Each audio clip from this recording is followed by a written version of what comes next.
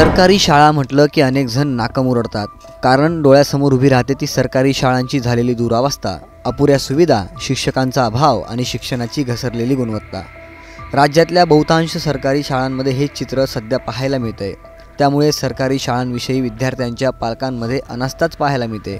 पण कोल्हापुरातली एक सरकारी शाळा या सगळ्याला अपवाद ठरली आहे। गुढीपाडव्याच्या दिवशी या शाळेबाहेर पालकांच्या रांगा लागलेल्या पाहायला मिळाल्या। असं काय आहे या शाळेमध्ये? ही सरकारी शाळा नेमकी कोणती आहे? या सरकारी शाळेत प्रवेशासाठी पालक का रांगा लावत आहेत? या सर्व प्रश्नांचा आढावा या व्हिडिओमधून घेऊया। त्यासाठी हा व्हिडिओ शेवटपर्यंत पहा आणि टाइम्स नाव मराठीला लाईक, फॉलो आणि सबस्क्राईब करा।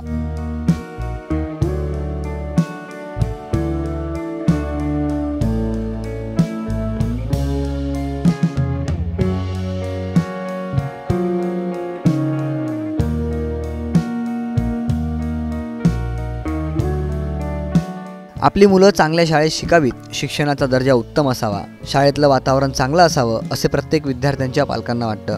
त्यासाठी आपल्या पाल्यांना पालक खाजगी शाळेत प्रवेश मिळवून देतात। अनेकदा भरमसाठ फी भरूनही शाळेतल्या शिक्षणाचा दर्जा पाहिजे तसा नसल्याने पालकांचा भ्रमनिरास होतो।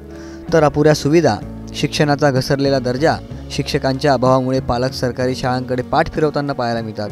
पण कोल्हापूरच्या एका सरकारी शाळेने हे सगळे समज मोडीत काढलेत। कोल्हापूरची श्रीमती लक्ष्मीबाई कृष्णाजी जरग विद्यामंदिर ही शाळा अपवाद ठरली आहे। गुढीपाडव्याच्या दिवशी या शाळेबाहेर पालकांची तुफान गर्दी पाहायला मिळाली।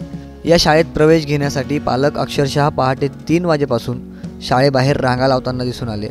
या शाळेत आपल्या पाल्याचं शिक्षण व्हावं यासाठी कित्येक पालक धडपडताना दिसत आहेत। सातत्याने नवनवीन उपक्रम राबवण्याचा नावलौकिक या शाळेने कमावला आहे। राज्यातल्या अनेक शिष्यवृत्ती आणि स्पर्धा परीक्षांमध्ये जरगनगर पॅटर्न या शाळेने निर्माण केला आहे।